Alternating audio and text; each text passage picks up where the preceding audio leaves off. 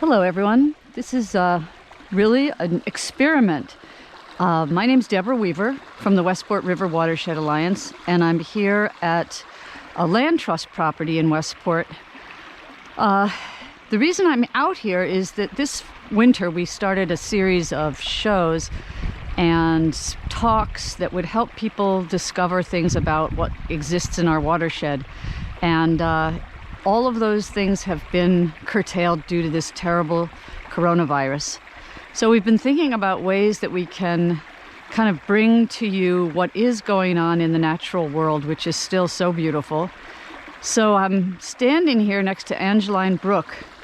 You can hear the water running. And I'm here on a little tour to explore something that I find fascinating, and maybe you will, which is skunk cabbages. So I'm standing above one, and I'm going to go down close so you can look inside. That one is actually flowering. You see that little flower in the middle? So the reason that I find this plant so fascinating is that they came up in the winter. Actually, they started in February. They generate their own heat so that they're able to, if there was any snow, they would have melted the snow around themselves. They actually generate enough heat to be about 30 degrees above the temperature that's normal outside. So they generate enough heat that they can melt the snow around them and push through the earth and start growing. So here we are. This is, by the way, is called the Herb Hadfield property, and we're just going to be looking at a few other things as we go. The reason I'm trying this out is that my ambition is to actually take you out on the river with me and my kayak so that you can see what's happening on the water at this time. While we're all so shut in, I thought the one thing that I could do is perhaps give you a chance to see what's going on in the world of nature around us in this beautiful part of our watershed. So I'm going to continue to walk. Hopefully you aren't going to get too seasick with me hopping over rocks and leaves. And when we get to the next interesting spot, I will show you a couple more things. This is kind of interesting. This is called pudding stone, which is stones that have all gotten mashed together geologically. And I didn't realize there was any of that here, so I thought I would just show that to you as we're walking. So we're in some good skunk cabbage territory here. You'll see some very small ones over there, some larger in the background. This one right here has nice green leaves, and this is a very marshy part of the land trust property.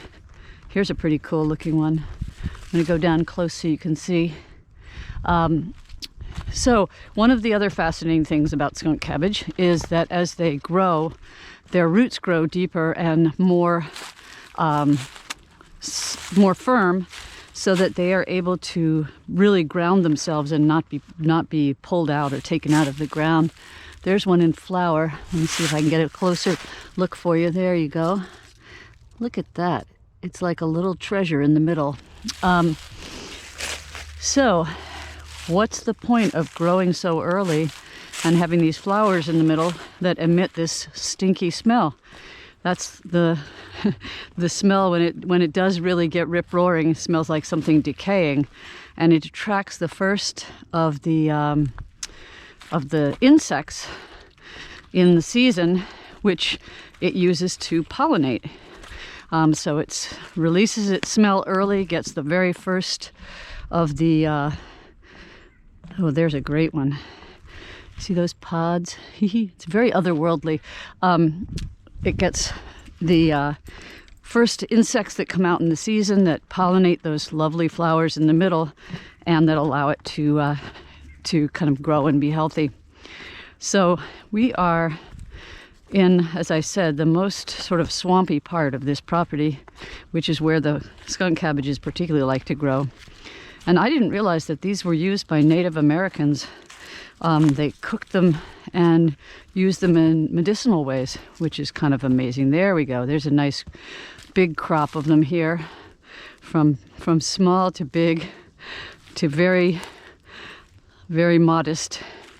The thing that's really fun to watch about them in the beginning of the season is that they come up in these cool little pods and then they unfurl themselves as they grow. So I think that's a pretty neat aspect of it. Now we're about to cross the Angeline Brook again. More lovely skunk cabbages here. The Angeline Brook is a pretty neat part of our watershed. It's a cold water trout stream brook, which is not a very common type of brook, and this is a pretty important aspect of protection because there are only very few of these brooks in the state of Massachusetts, and if they aren't protected and kept clean, we will lose the kind of trout that spawns here. There's another neat thing. There's my dog taking a little drink. I was wondering if we'd find some of that. That's marsh marigold, I believe, and all of these plants are much earlier in the season than you might expect. And I think that's because we had such a mild winter that everything has taken root much earlier. But here we are in this fabulous skunk cabbage forest. See it all back in there. Really neat. So this is a beautiful day. It's April 14th, 2020. We've all been shut in now for about 5 weeks. I'm sure you're struggling, as are we all, with limited activities and social interaction, and it's been kind of scary. We don't have very many people who have caught the virus here in Westport, but we certainly do in Massachusetts in general. Look at this one. Isn't that a particularly fabulous? We've got the flower in the middle and the casing and the cabbage as well. So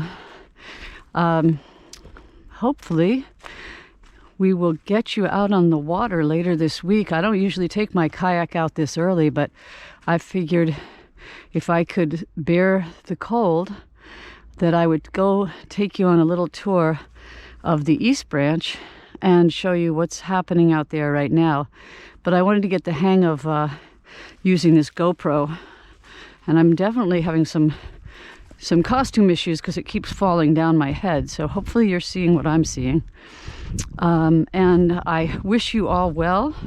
I hope that we remain safe and healthy here in Westport, and that you will emerge from this enforced cocoon that we are in, and that we will all meet up again soon.